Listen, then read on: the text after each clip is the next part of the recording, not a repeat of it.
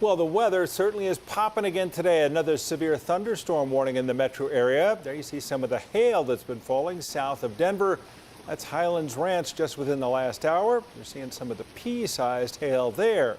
The storm system, well, it looked like this. You looked up to the skies, you could see it coming. Our Corey Reppenhagen capturing those dark clouds overhead. This by the Centennial Airport.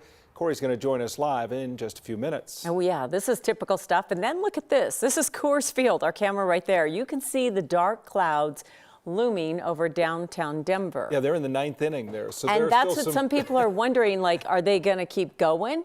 Well, they're trying to wrap up a win. The Rockies holding on to a 6-4 lead, so they're trying to close out that game and get people on their way. And we have another angle of Denver from our camera at Elitch Gardens. That's looking south, so you can just see a wall of dark clouds right there.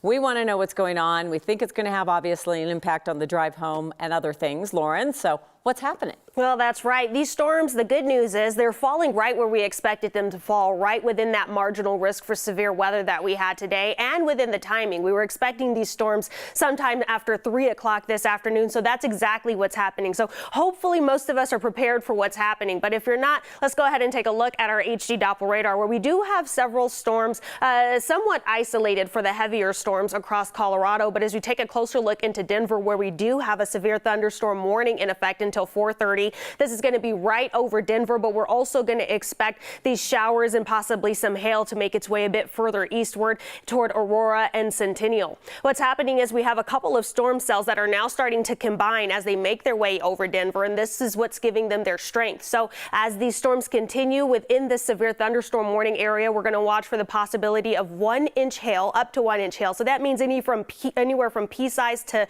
quarter size. We could see those winds gusting around 50 miles per hour. And we're going to watch for those locally heavy downpours where you're seeing those brighter colors. Now, as we take a look further west, we do still have some flood alerts further west that you need to be aware of. We do have a flood warning that'll be in effect just north of Steamboat Springs, a couple of areas with flood advisories, and even a flood watch just northeast of Grand Junction. Most of these are until midday Sunday. Flood advisory has been extended until early Monday. Now, taking a look at our marginal risk for severe weather, this is where the storms are happening. This is where we expected it. Denver, southern portions of the I-25 corridor, then portions of the plains south of I-70. So we're going to continue to watch for storms that pop up within this green area to be stronger in nature. What we're going to continue to watch for is going to be that hail, locally heavy downpours, strong winds, lightning, and thunder through the rest of the evening as we wait for these storms to move out overnight. So ahead of my 7-day forecast, we do still have several storm chances ahead in the coming days. We will see 80s as we make our way toward the extended weekend, and I'll have details on what we're expecting for our Memorial Day forecast. I'll have all of that for you just ahead in my full 7-day forecast. You'll want to stay tuned. Yeah, there's a lot happening right now. We'll get back to Lauren for more on that in just a minute, but we were talking about the hail and the rain and what it's going to do to your drive home. Well, if you were already on your way home, it is going to be a slow ride for many. This is the situation down near the Tech Center along I-25, and it's actually starting to move a little better than it was just a few minutes ago. So if you're expecting someone or if you're thinking of heading out, you can expect to see some others along the way. Yeah, we just heard the rumble outside of our studios here. So there's a little thunder out there and all kinds of things. So it's not over yet, folks. In the last hour, we also learned of a Denver police officer having serious injuries after a crash in Arvada. Arvada police say 3 cars crashed just after 2:30 at 66th and Wadsworth. We don't know yet what led up to that crash. If you know that area, it's a busy, busy spot. Lots of businesses around there, big box stores. Police say one of the cars was an DPD vehicle. 2 people went to the hospital with serious injuries, including that officer. Again, a Denver police officer injured in that crash. It shut down northbound Wadsworth. We have a crew heading to that scene. We'll update as we learn more. And now we turn to Aurora police investigating a car crash that turned deadly about a month after it happened. Now the family is hoping the driver responsible gets more than a traffic ticket. 9 News reporter Jaleesa Arizari had the chance to speak with the victim's wife, doing everything she can to try to honor his memory. Hi! Motherhood is full of moments. Samuel. Many of them Sam. out of one's control.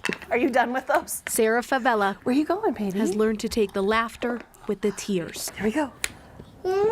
Good job. Yay! Because for this family, gratitude and grief live under one roof. He had a heart of gold. Absolute heart of gold. We had everything taken away from us.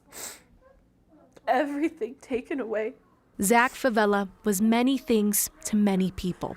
What he loved most was being a dad.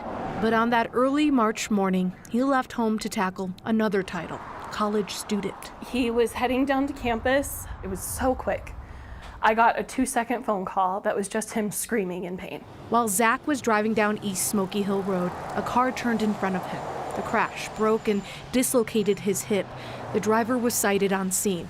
After surgery at a nearby hospital, Zach was released. He went to his mother-in-law's to recover. Sarah visited nearly every day with the kids. But on April 2nd, they stuck with a phone call. He kind of cut me off, was like, honey, I have to go to the bathroom. I'll call you back in a few minutes. I was like, okay. He's like, I love you. I love you too. And we hung up.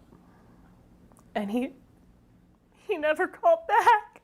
Sarah found Zach unresponsive. He never called back. She says he died from a blood clot that formed in his leg and went to his lungs. And I promised him I will do whatever it takes to make sure that these kids are taken care of. He was so excited to find out he was going to have another little princess to spoil. Sarah is 6 months pregnant. While her kids will never get to play hide and seek with Dad again, she'll see him in their smiles. And she promises, Is that Daddy? her children will grow up knowing that answer. Sarah's goal is to make sure no one forgets Zach and his loving and kind heart. We reached out to the Aurora Police Department to see if there would be any charges in this case. We have yet to hear back. Tom? That story of that last phone call, that gets right to it, doesn't it? It really does. It's absolutely heartbreaking to think that, you know, that was it. That was the last time she talked to him, but she is thankful that the last thing she said to him was, I love you. So sudden. All right. Thank you, Jaleesa. Colorado State Patrol says a man suspected of killing a 16-year-old girl in a hit-and-run crash in Commerce City has turned himself in. CSP says Brandon Monroe turned himself in Tuesday night after a warrant was issued. He's accused of killing 16-year-old Carol Lynn Kincaid in Commerce City back in April. She was crossing an intersection outside Monaco Elementary School. The deadly hit-and-run prompted residents to demand action. They want a light at that intersection. And as a result, Commerce City Council voted unanimously also to install speed bumps outside of all the schools in the city. Monroe is charged with leaving the scene of an accident involving death and 2 counts of vehicular homicide. He's currently being held at Adams County Jail. We mentioned we're in the middle of a little bit of a thunderstorm around town. This is out near Centennial. There's been a ground stop at DIA. It's been extended to 445. We could see several of these storms over the next few days with medium-sized hail, rain, wind, lightning, thunder. Yeah, especially bad news coming out of Coors Field where the Rockies have spit up that lead. So now they have to worry about extra innings at 6-6. And the weather's coming in. One of our great baseball fans is Corey Reppenhagen, who looks like he's been collecting hail throughout the day. You get so many great pictures sent in from so many viewers, Corey. Yeah, you know, it's quite a storm ongoing, and really up to this point, it's been pretty impressive. Fortunately, no baseballs to show you out this way, but we do have some big hail. We got a lot of direct sunlight out here before the storm, which is one of the reasons why it went off so big. So that hail is melting pretty big, but there are a lot of 1-inch hailstones out here. So there's a quarter right there. So you can see that most of these hailstones are about a quarter size. I'm in Centennial right now in the kind of the Castlewood neighborhood right now, where this storm, I'm telling you, I watched it go up in Castle Pines and it just went up huge and fast. We have some videos from the 9 News Weather Titan and also from the viewers in the area, but the storm just rocketed up there so quick and just created so much hail and just dumped loads of hail on really the Centennial area, the Highlands Ranch area. We're talking about accumulating hail, quite a bit of 1-inch hail, and that's considered large damaging hail. We also had a lot of rain come down, and we have a lot of these washes that are running pretty high right now. But that storm continues to move on, and it really is going straight up north through the Denver metro fluctuating with some on and off large hail still possible with that storm. So we're keeping an eye on that, as well as checking out the Centennial and Highlands Ranch area to see if there was any significant damage. But it looks like it's mostly just vegetation shredded from all this hail. Yeah. No fun when it comes to your neighborhood, and people are just now getting all those flowers out and things like that. But hopefully recovery days ahead. Yeah, those poor flowers, they just didn't last long. You know, they sprouted up and then get hit by hail. There's plenty of examples of that, unfortunately. All right, Corey, thanks. We'll get back with you in a bit. The First Bank Center in Broomfield will close later this year after city leaders unanimously voted to end the city's agreement with the arena's operator. The arena will close for good on November 30th and likely be torn down. Broomfield City Council said it never reached its full potential since opening in 2006, never made a profit. They also cited other factors, including the costs associated with staffing police and paramedics to events there. Officials say EMTs responded to 738 medical calls at the arena since 2016. We'll have much more on the First Bank's closure and what that means coming up on Next with Kyle Clark.